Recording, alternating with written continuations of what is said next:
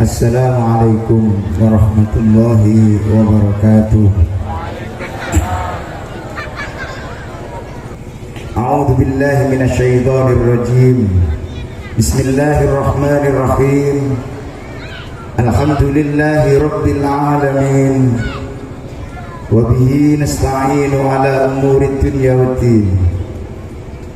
Wassalatu wassalamu ala sayyidina wa maulana Muhammadin wa ala alihi wa ashabihi ajma'in, amma ba'du. Para alim, para ulama, para kiai, para sepuh, para tokoh masyarakat Desa Jumpong yang saya hormati dan saya takzimi, segenap takmir masjid, guru-guru ngaji, dan khususnya panitia peringatan Maulid Nabi Muhammad Shallallahu Alaihi Wasallam yang saya hormati, dan segenap hadirin hadirat bapak-bapak ibu-ibu yang semoga senantiasa selalu diberi berkah dan rahmat oleh Allah Subhanahu wa Ta'ala. Pertama-tama saya harus bersyukur kehadirat Allah Subhanahu wa Ta'ala.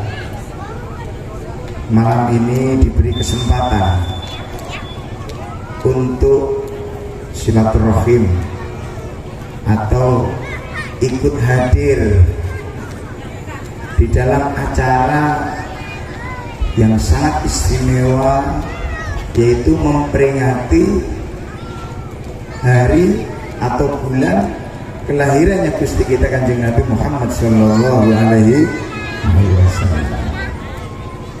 Mohon maaf sebelumnya, ini saya pakai bahasa Indonesia saja. Ada yang tahu bahasa Indonesia mana?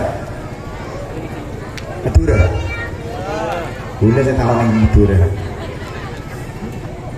Bahasa Indonesia ya? Apa campur? Oh, nyaman campur gitu. Saya ngening Madura, Batak Madura, setelah ngening lanjut pakai bahasa Indonesia. Harus dimaklumi karena saya benih asli orang Madura, jadi bahasa Madura tak bisa. Tak kait, dapat nyaman lagi dengan aku. Bahasa Madura yang sudah tak nyaman lagi dengan aku, ketepaan suaranya ini sudah habis, dikuras selama 17 hari 17 malam, sehingga kering-kering ya bang, jaga aja bang gitu. Ini bola kata jaga aja, terima bang. Saya campur pakai bahasa Indonesia karena ini temanya ngaji bareng, jadi jangan dianggap saya ini berceramah, ya. Karena memang sebetulnya saya ini tidak bisa ceramah, ya hanya disuruh ngomong begini nih. Kita ngaji bareng dalam rangka ikut menggali pemahaman-pemahaman yang selama ini kita sudah punya, sudah kita ketahui, sudah kita miliki, tapi kadang jarang kita pahami. Sumber ilmu yang paling utama itu adalah Kanjeng Nabi Muhammad Shallallahu Alaihi Wasallam. Makanya Kanjeng Nabi disebut ana madinatul ilm wa aliyuba bahu. Kanjeng Nabi ini kota ilmu. Ilmu semuanya bersumber dari Kanjeng Nabi Muhammad Shallallahu Alaihi Wasallam. Karena ini temanya adalah ngaji bareng di bulan agung kelahirannya Kanjeng Nabi Muhammad Shallallahu Alaihi Wasallam. Selama kita ketahui Kanjeng Nabi itu lahir di mana? Di mana? Di tanggal 12 Rabiul tahun Mekah sama Indonesia ini jauh apa semak? Jauh. Jauh sekali, nyeberangi beberapa benua. Kalau naik kapal dulu berangkat haji membutuhkan waktu perjalanan kurang lebih 6 bulan. Tapi sekarang naik pesawat membutuhkan waktu berapa? Sekitar 8 jam. Yang perlu kita pahami bahwa jarak antara Indonesia dengan Makkatul Mukarramah ini jauh, tapi kok bisa Kanjeng Nabi ini terkenal dan dicintai oleh orang-orang Indonesia yang jaraknya sangat jauh sekali. Makanya itu merupakan suatu anugerahnya Gusti Allah bahwa Kanjeng Nabi ini adalah rahmat seluruh alam. Jadi sealam dunia ini diratakan dengan rahmatnya Gusti Allah yang berupa Kanjeng Nabi Muhammad Sallallahu Alaihi Wasallam. Yang perlu kita pahami di sini karena ini ngaji. Jadi orang ngaji itu tidak boleh hanya dengerin. Saya tidak mau kalau duduk di atas pegang mic ini dianggap mau itu hanya didengerin saja, saya tidak mau. Tapi saya ingin ngajak jenengan juga berpikir. Kalau cuma didengerin saja tidak dipikir, tidak paham nanti. Karena ini konsepnya ngaji, namanya orang ngaji ini harus mikir. Tidak boleh cuma dengerin saja. Takutnya kalau cuma dengerin nanti itu masuk telinga kanan, nyampe rumah bocor semua, jatuh ke bantalnya, jadi jahil. Jadi saya mau ngajak berpikir sekarang. Kanjeng Nabi ini di Mekah, kok bisa kenal orang Indonesia ini? Jangan pengen kenal apa enggak dengan Kanjeng Nabi? Selama ini kan cuma tahu kan bahwa Kanjeng Nabi ini utusannya Gusti Allah, Gusti kita, panutan kita. Tapi kenal apa enggak? Pengen kenal? Saya kasih tahu caranya. Saya umpamakan orang bekalan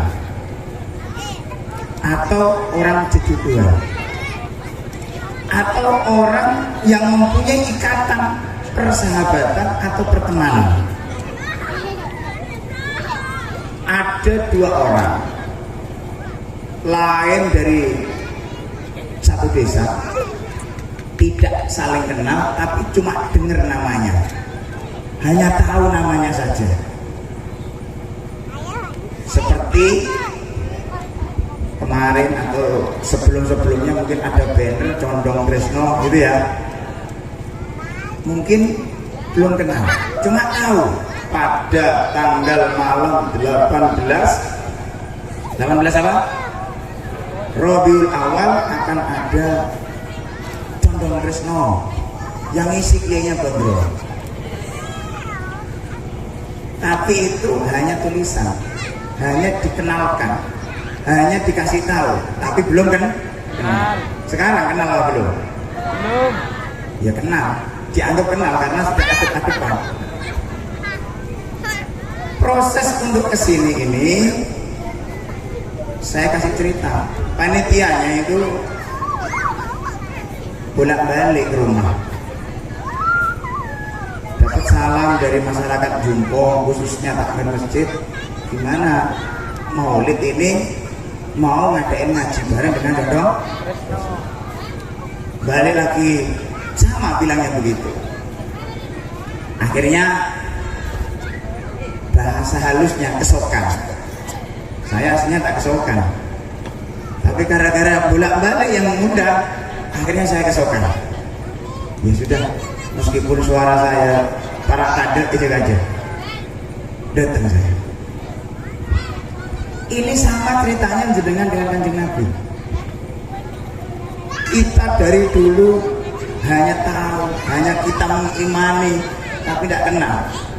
Makanya kalau jenengan pengen kenal, sering-seringlah baca sholawat dan kirim salam kepada Kanjeng Nabi. Coba jenengan nitip salam kepada orang yang tidak jenengan kenal. Kok nitip salam ke orang luar? Saya Romana di jalan masjid tak kenal kan nitip salam. Betul Pak di sana. Betul salam dari Yuru apa? Yuru siapa? Apa? Dia kok tak tahu. Besok lagi kok kirim salam boleh ke Yuru. Hari kedua aku tak kenal. Tak tahu saya. Ketiga nitip salam lagi. Keempat, kelima, ketujuh. Akhirnya yang dititipi salam itu, yang dikirimi salam itu penasaran juga. Ndar siapa itu? Tiap hari kirim salam, kirim salam. Kok sok kenal? Padahal memang tidak kenal. Tapi gara-gara tiap hari ini dapat salam, akhirnya penasaran kepada orang yang selalu nitip salam. Kalau bahasanya anak-anak sekarang itu kepo, penasaran. Dari penasarannya, saking penasaran itu akhirnya nyari tahu siapa sih sebenarnya yang sering ngirim salam kepadaku itu. Akhirnya dicari tahu, oh ternyata ini. Sama Kanjeng Nabi itu tiap hari, tiap waktu, tiap menit, tiap detik selalu dapat kiriman salam dari umatnya yang disampaikan oleh para malaikat. Kanjeng Nabi jenengan dapat salam dari masyarakat Jumpong.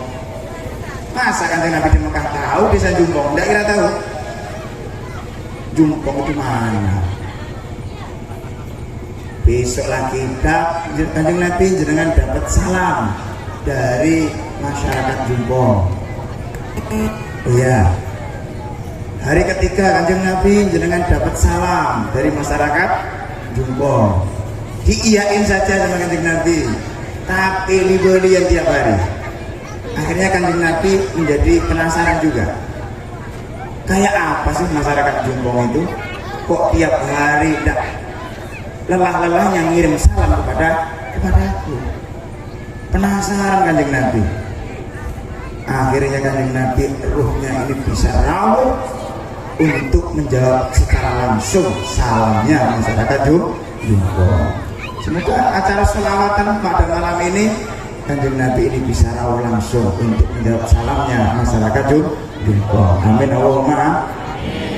Tapi itu bisa terjadi jika kita hadir di sini itu dengan niatan yang betul-betul rindu untuk kirim salam kepada Kanjeng Nabi. Karena kalau hatinya nyambung, itu setrumnya pasti banter. Contoh kecil, di atas jenengan ini ada lampu. Lampu ini hidup, kenapa?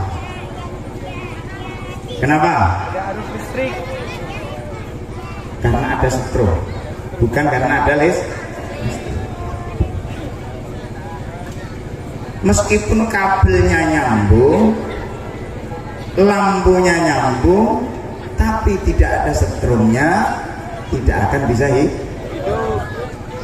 Nah, di sini kita tentunya butuh sambungan, juga butuh setrum.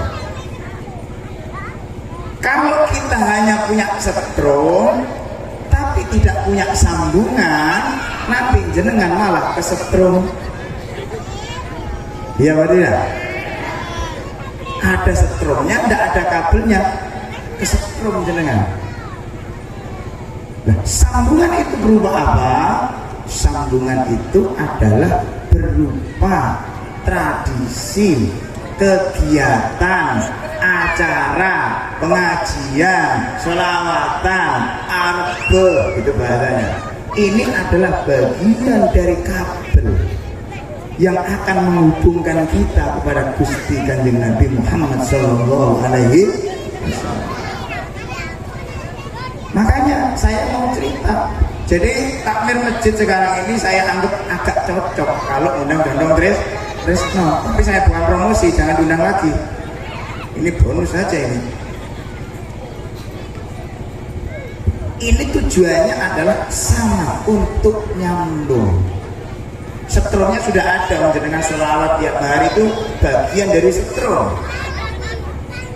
Tapi sambungannya, kenapa kok ini saya anggap sambungan? Saya balik lagi ke depan. Mekah dengan Indonesia itu sangat jauh. Pada tahun sekitar 1300 atau 1400, seluruh tanah Jawa ini isinya adalah orang-orang Hindu sama orang-orang Buddha. Tidak ada yang punya agama Islam. Semuanya nyembah patung, nyembah pohon, sejurajut, dikasih kain, kasih menyan di bawahnya, abojo, di bawahnya pohon. Pada tahun itu 1300 banyak utusan-utusan dari Mekah, utusan-utusan dari para sahabat tabi'in untuk dakwah ke Indonesia. Perjalanan ke Indonesia, karena orang-orang Hindu Buddha itu sakti-sakti, disantet, nggak nyampe. Ngirim lagi utusan, jinnya ngamuk, karena Pulau Jawa ini dulu kerajaan Demit, kerajaan jin. Diutus lagi sama. Jadi tanah Jawa ini dulu sudah ada sekitar 1500 ulama yang bertugas dari Mekah, itu mati semua, tidak ada yang berhasil untuk mengajarkan agama Islam di tanah Jawa. Karena orang Jawa sakti-sakti dulu, sakti-sakti, teman-temannya ini jin sama demit, tidak mau temenan sama manusia, itu tidak mau. Akhirnya apa? Akhirnya ada ulama sakti, ada ulama keramat yang diutus dari Persia, namanya Syekh Aliuddin Al-Baqir, yang dikenal dengan Syekh Syubakir. Terbang dari Persia, terbang langsung turun di tengah-tengah Indonesia, di tengah-tengah Pulau Jawa. Titik tengahnya Pulau Jawa ini ada di Jawa Tengah, ada di Magelang, namanya Gunung Tidar. Nah, Gunung Tidar itu kerajaan Demit di sana, kerajaan Jin, kerajaan Genderuwo, Brandong, Malampir ada di sana. Kedatangan Syekh Syubakir ini lari semua karena takut. Ada yang lari ke Gunung Merapi, ada yang lari ke pantai selatan, ada yang lari ke Gunung Lawu, ada yang lari ke Alas Purwo Banyuwangi, ada yang lari ke Bali. Akhirnya Syekh Syubakir ini punya santri namanya Maulana Ishaq, abahnya Sunan Giri, sama Maulana Malik Ibrahim As-Samarqandi, abahnya Sunan Ampel. Itu kebingungan dakwah itu, kebingungan para wali, dakwahnya pelan-pelan. Singkat cerita, kumpul dengan para wali. Kenapa? Karena orang-orang zaman dulu itu susah untuk diajari agama Islam. Makanya sholat dulu tidak ngomong sholat, suruh apa? Atau sembahyang. Nama lain dari sholat itu sembahyang. Sembahyang itu artinya nyembah Sang Hyang Widi, nyembah Gusti Allah sing yang Maha Esa. Sama maknanya.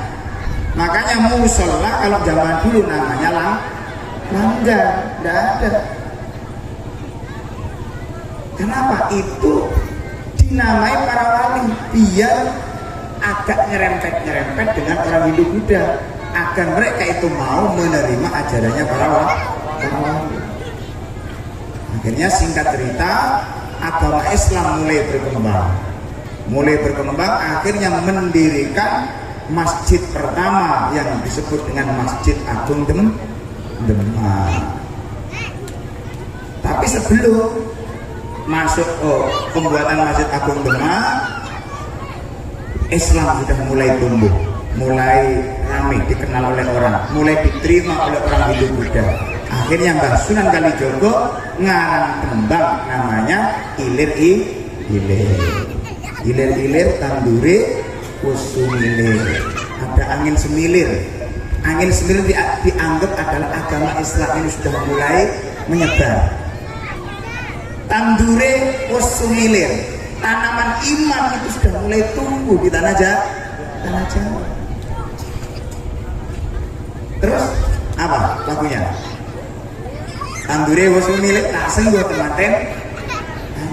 Sudah mulai senang seperti senangnya para kayak nganten itu. Kalau nganten lagi nyar-anyaran senang karo-karo. Cah angon penekno blimbing kuwi. Cah angon itu orang yang bisa menata, menjaga nafsunya. Makanya nafsu itu dianggap hewan. Orang ngoan pasti ngoan kebor. Kok bocah angon artinya manusia itu disuruh untuk ngoan nafsunya sendiri. Nafsunya, sifat-sifat hewan yang ada di dalam dirinya, mun ngedok oleh, mun nginum tak oleh, mun atokar tak oleh, mun zina tak oleh.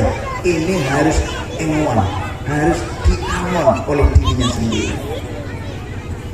Penekno blimbing kuwi, ya. Blimbing itu, tahu blimbing apa enggak di sini?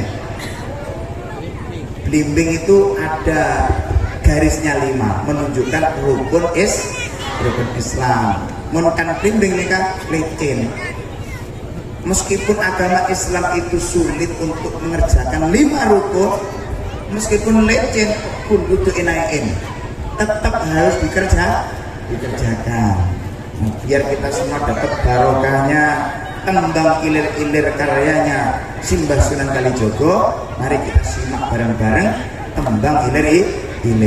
Nanti saya lanjut ngajinya. Nyanyi dulu, suara saya tambah habis ini. Mau break, ayo dilanjut ilir-ilir dulu.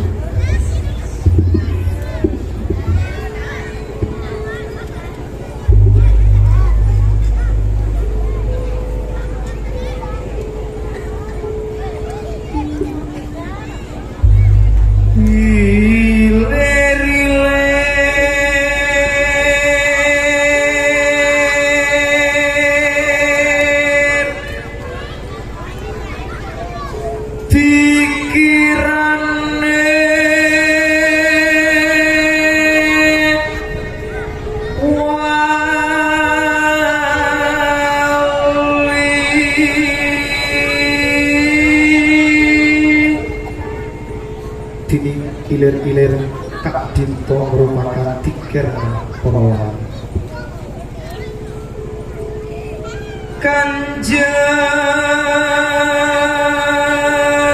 Sunan Kalijogo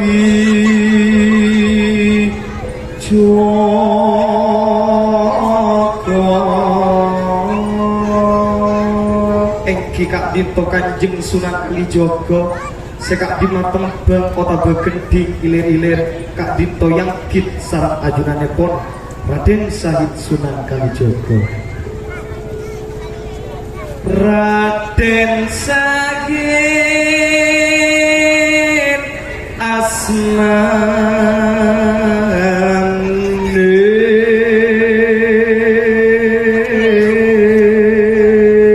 ki Kanjeng Sunan Kalijogo. Kanjeng Sunan Kalijogo Kak Dinto asma asliepon putra dari Tumenggung Wilwotikto iki Kak Dinto aparing asma Raden Sahid sebagai Empung Raden Kaento minangka jejuluk epon sebagai seorang priai iki Kak Dinto Toron dari Rato Waliullah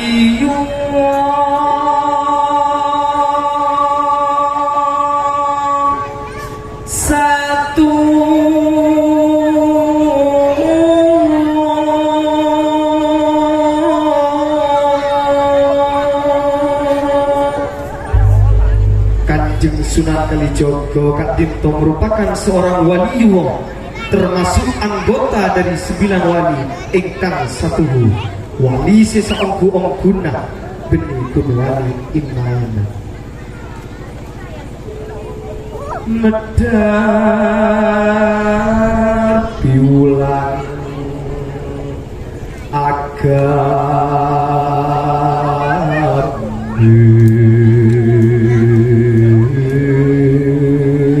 Kanjeng Sunan Kalijaga kasebut medar ota bemulang ota bemuruk piulang agami beburukan epon kaento ilmu-ilmu agama ilmu-ilmu ajaran Islam medar mawi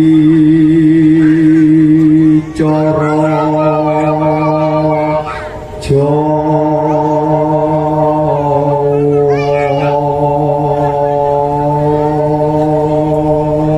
medar kaento mulang mawi kelaben coro Jawa kaento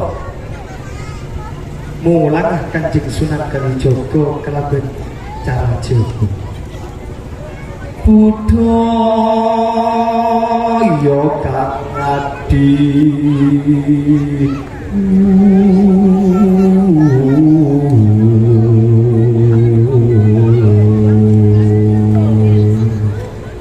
cara adat luhur cara adat si paling saya iki kaento Sunan Kalijaga ajaran Islam sebahasa Arab terjemah kelaben bahasa Jawa yang kita ditembak gending minakah ibarat buah kaito siapa kombi sebisa langsung teeren basah sepaling gelap ilmune koyo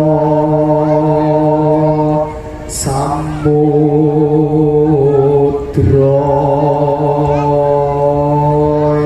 Kanjeng Sunan Kalijaga diibaratkan sagara sikap dimah sagara kaento bisa menampung sesaja ponata bisaus segera kaento luas perdalam kereta hangebai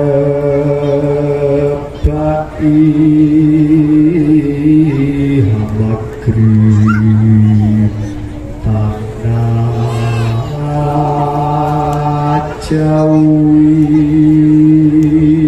hangebai teges epon amasaet hamagri teges epon amagri tanah Jawi ilmu kombina Sunan Kalijaga kaito sekombi seeracik dadi budaya Jawa kak dinto bisa mageri bisa alindungi tanah Jawa sekak dimbah tanah Jawa betul kaito diparing masukan Islam si Eropa rajakan otabe kombien saya kena orang Jawa kaito masuk otabe mancing Islam kelaben ateh sesama sama Joyo reksa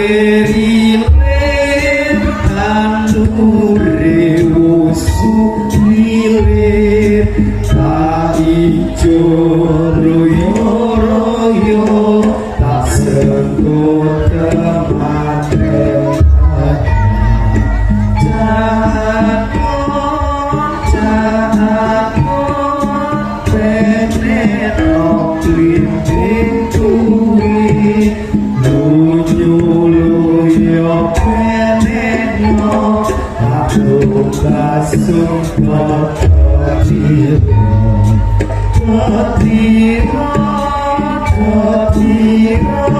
kulitir betah ing pinggir Rondo-mono Jumat-mono Kanggo sepo mengkusuri Kumpung padang remburane Kumpung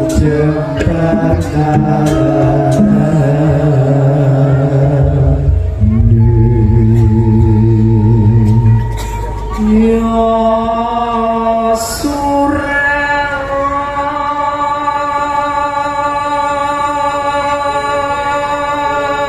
Ya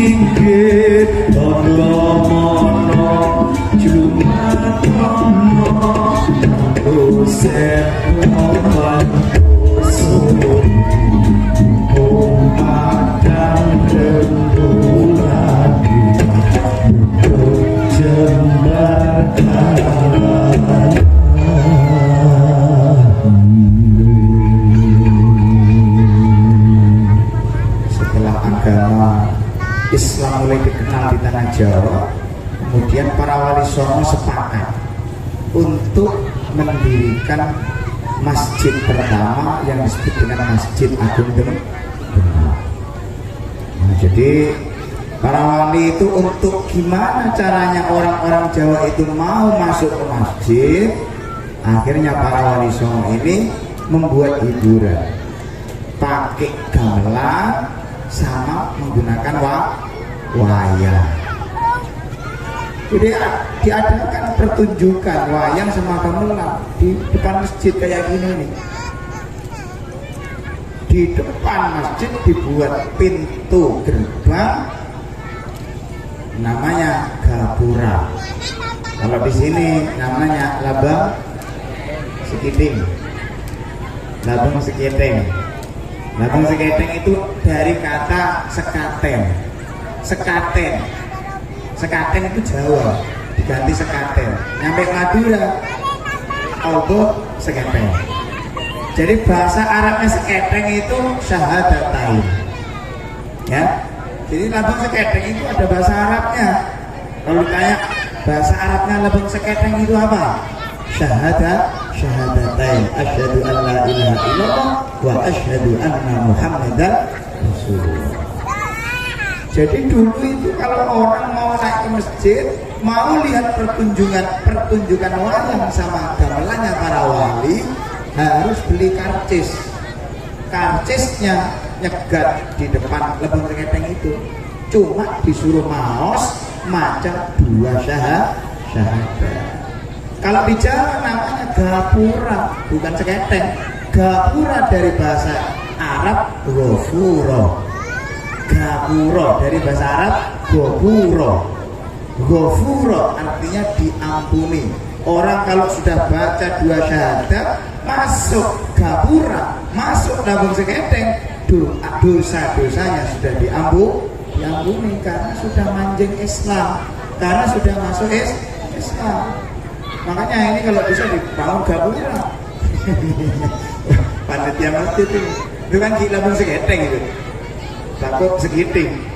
Nah, tapi kalau ada gapuranya masuk baca, mau masuk masjid itu asyhadu an la ilaha illallah wa asyhadu anna muhammadar rasulullah. Diikuti masuk masjid, belum masuk ke dalam masjid dosa-dosanya sudah diampuni. Itu ceritanya. Makanya yang ditunjukkan pertunjukannya ini pertunjukan wayang. Kalau sini wayang bahasa Maduranya apa? Ojo. Nah, wayang itu ternyata singkatannya wajib sembahyang. Ya, dikasih tahu ini wayang ini ternyata wajib sembahyang. Orang kalau sudah masuk masjid itu wajib sembahyang beri tamunya. Harus sembahyang. Nah, ketika orang itu sudah sembahyang, hatinya sudah lurus, imannya sudah lurus, artinya lelaku uripnya nyembah ke pangeran itu jadi gamblang. Kalau sudah gamblang terang agamanya Islam, pakai blangkon. Makanya blangkon ini singkatannya gamblangi lelakon. Jadi perjalanan hidupnya itu sudah jelas, dia itu beriman kepada Gusti Allah, kadang sampai mati husnul khotimah. Yang pakai belangkon ini gamblangi lelakon. Kenapa kok gamblang lelakonnya? Karena orang itu, manusia itu tempatnya salah, tempatnya lupa. Sering ngelakonin maksiat, sering ngelakonin dosa. Makanya sumber salah, sumber maksiat, sumber dosa dia di mana sumbernya? Sumbernya itu di kepala, mata, hidung, mulut, sama telinga. Ini sumber salahnya orang. Ada orang lewat untuk nyeleneh segunik, matanya ngatus aki, macet, saya nengina, ada yang orang dia. Kan ini mata ini sumbernya dosa. Ada orang berseladaran ya habis aki itu siapa orang ada ini. Telinga ngiding aki berdua orang bentang ngiding. Padahal tidak tahu ceritanya, cuma ngiding. Siapa sih norok mulutnya terus ikutan. Oh iya cedek iya, dan lain sebagainya. Jadi semua kesalahan itu sumbernya dari mata, telinga, mulut, sama hidung. Makanya sumber kesalahan-kesalahan yang ada di kepala ini harus ditutup. Namanya belangkon, ditutup. Nah, di sini ini apa ini? Miring. Artinya pandangannya ini biar bagus ke depan. Saya juga sabak putih, makanya neng budi neka bendol, neka kenang nasi bak juga, cewek putih. Ini namanya bang. Jadi kan sekarang saja aneh-aneh orang. Pokoknya kalau ada orang belangkonan, dukun pasti itu. Tidak mesti. itu orang yang salah cerita. Jadi cerita yang asli seperti ini. Jadi jangan ketika orang melihat orang belangkonan, jangan pasti itu dukun, bukan. Orang belangkonan itu sebenarnya orang yang menginginkan kehidupannya ini jadi gamblang ke depan. Ihdinas siratal mustaqim. Makanya ada gunungan, kalau selamatan ada tumpeng. Tahu tumpeng? Apa tumpeng? Tumpeng itu metu dalan sing melempeng. Lewat jalan lurus. Yaitu ihdinas siratal mustaqim. Bukan macam-macam. Itu semua yang ngarang para wali songo. Akhirnya Islam diterima dengan baik, Kanjeng Nabi dikenalkan, Gusti Allah dikenalkan, sampai turun sampai sekarang ini. Jadi jenengan Islamnya ini Islam turunan, tak oleh yang tua, ya, tak oleh arah masa paling bener. Karena Islamnya kita ini Islam turunan. Mbah, buyut, bujuk, ndak Islam. Wallahu a'lam. Kita itu punya agama apa nggak tahu. Beda dengan orang yang dapat hidayah langsung dari Gusti Allah. Dia asalnya orang Kristen, tahu-tahu pindah agama jadi agama Islam. Itu murni. Islamnya Islam turun dari langit, hidayah. Kalau kita ini Islam turunan, di dalam kandungan Islamatin Pak Bulan ngaji Yasin, Waqiah, Tabarok, Al-Luqman, Al-Imran, kan itu sudah dianggap Islam padahal belum lahir. Maka dari itu kita beragama Islam, kita kenal Kanjeng Nabi, kita kenal Gusti Allah. Ini silsilahnya, runtutannya. Ini adalah yang bawa adalah para wali songo. Ini yang disebut dengan kabel. Kalau jenengan punya setrum tidak punya kabel, jadinya kesetrum. Makanya sering ngejit. Kalau ada orang tidak cocok sedikit ngejit dia, itu tandanya kena setrum. Tapi kalau orang tahu silsilah agamanya dengan benar, dia pasti tenang hatinya. Karena tahu sejarahnya, tahu riwayatnya. Ibarat orang makan, dia itu tahu prosesnya. Beda coba dengan sendiri. Kalau makan hasil masakan pabrik dengan masakannya sendiri, enak mana?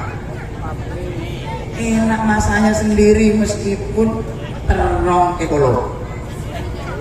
Pegunnya, kenapa? Karena tahu prosesnya, tahu asal usulnya. Bener-bener halal, tahu, sehingga enak. Berislam juga begitu, beragama juga begitu. Kalau beragama ini kita tahu asal usulnya. Mbah saya dulu yang ngajari saya, guru-guru ngaji saya ngajari saya kenapa pangeran. Guru-guru ngaji saya itu dari mbahnya, itu dari kiainya, dari ulamanya, dari wali-walinya Gusti Allah. Terus prosesnya. Jadi kita agama pasti jenek, istiqomah, jejak, aman, nyaman, damai, tentrem, ayem. Jadi tidak gampang emosian. Hidup susah, yes, tidak aja. Itu tandanya orang yang menikmati proses. Kalau orang yang pengennya dadaan, yaitu jin. Karena apa? Sebut kening setrum. Dia punya setrum tapi tidak nyambung kabelnya. Ini bisa dipahami sampai sini ya. Jadi kalau kita itu ingin punya jadi orang yang tenang, yang enak, yang ayem, yang tentrem, dan tidak gampang susah, tidak gampang tidak gampang galau orang sekarang ya.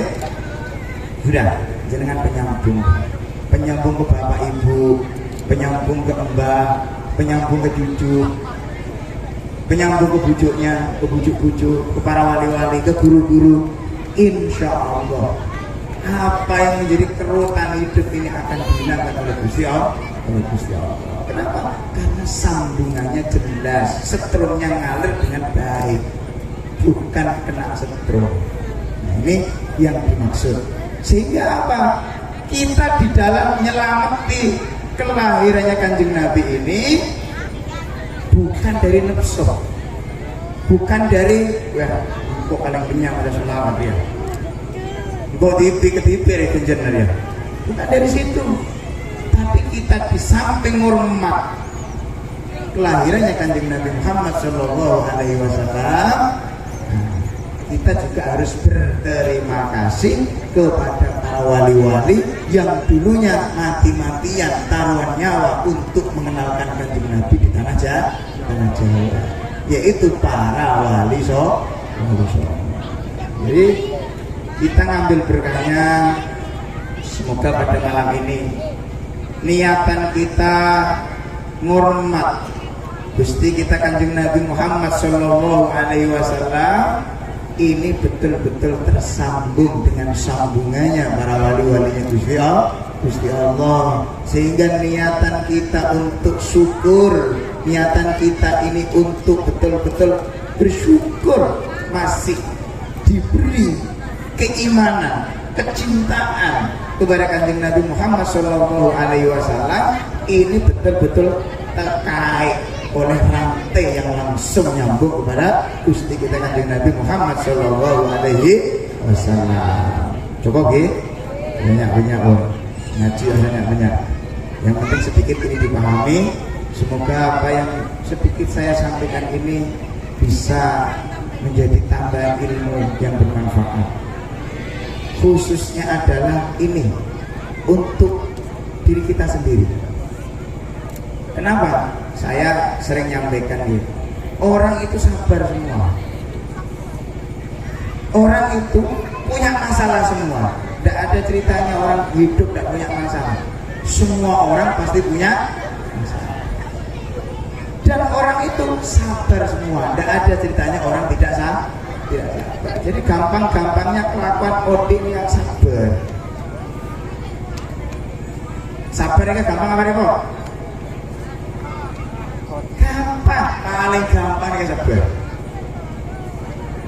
Nggak repot. Contoh, jadi orang melarat, ini enak apa tidak?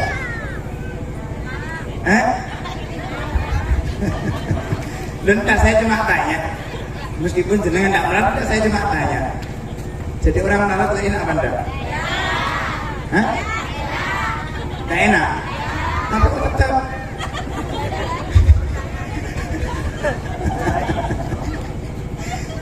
Artinya berarti sabar. Jadi petani itu enak apa enggak? Panas, mogok. Tapi tiap hari masih kesal. Artinya berarti sabar. Mau tak sabar kamu boleh jadi petani. Kelakuan ruwet bentar dielakonin tandanya itu berarti sabar. Jadi sabar tak bisa ekor kaki, tapi sabar itu ikhlas dirasakan. Meskipun ruwet besok saya dolan tarik-tarik sampai penengan dolan soko. Lagu lagi pembelian tarian boleh sabar. Apalagi pas kepilarang, tak boleh saja. Bapak tempat larang, tak mulai dari sabar. Itu dari sabarnya. Jadi saya pastikan kalau orang itu pasti sabar. Saya repot itu nerima. Sabar mending yang tak gelem nerima. Contohnya, ya tadi dia bolak-balik tiap hari ke sawah, dari sabarnya. Tapi kira beruntung loh. Tandanya kita bisa nerima. Ada. Saya pernah berapa ibu bohong dengan tak beli kan. Nah ini tandanya kurang baik. Padahal dia itu hanya bisa nanam, yang membuka ini pengeran. Tapi kalau orang nerima, bukan pengeran, jadi tunggu akhirnya lemak. Kalau bisa nerima seperti ini, pikiran itu tidak gampang stres. Kalau tidak gampang stres, itu fokus, pikirannya pasti enak terus. Mikir itu ya lancar terus, sehingga gampang soki. Pokoknya orang kalau sudah sabar, nerima, pasti soki. Orang itu. Mau kita tulis soki, berarti tak nerima. Ini kan. Kayak sabar, pasti bakun sabar. Kayak kalau soki, mesti seto. Tak gelem yang orang pun bisa nerima insyaallah so. Nika pun ilmu pun kelokan nika pun. Sabar nerima so. Nyambung ke Kanjeng Nabi. Wah nika Bu. Semoga apa yang saya sampaikan ini bisa menjadi tambahan ilmu untuk kita bisa berpikir untuk diri kita sendiri, jadi kita bisa merubah diri kita sendiri yang asalnya tak sabaran. Tahu, oh, berarti saya sebenarnya sabar. Berarti saya ini bikin tak sabar. Berarti saya ini tak orang nerima. Insya Allah Allah banyak menerima. Insya Allah kalau sudah bisa menerima semua, pasti Insya Allah diberi sesuatu yang istimewa dari Gusti Allah. Semoga kita semua berkumpul di sini betul-betul bisa mendapatkan aliran rahmat, sholawat, berkah ngalir lewat para wali-walinya Gusti Allah, sehingga kita semua ini dapat syafaat dari Nabi Muhammad SAW. Al-Fatihah. Bismillahirrahmanirrahim. Alhamdulillahirabbil alamin arrahmanir rahim maliki yaumiddin. Iyyaka na'budu wa iyyaka nasta'in ihdinas siratal mustaqim siratal ladzina an'amta 'alaihim ghairil maghdubi 'alaihim waladdallin. Sebelum tutup doa, karena majlis tidak ada majlis yang bisa dikatakan majlis ilmu atau majlis pahala selama di situ tidak dibacain sholawat kepada Kanjeng Nabi Muhammad SAW.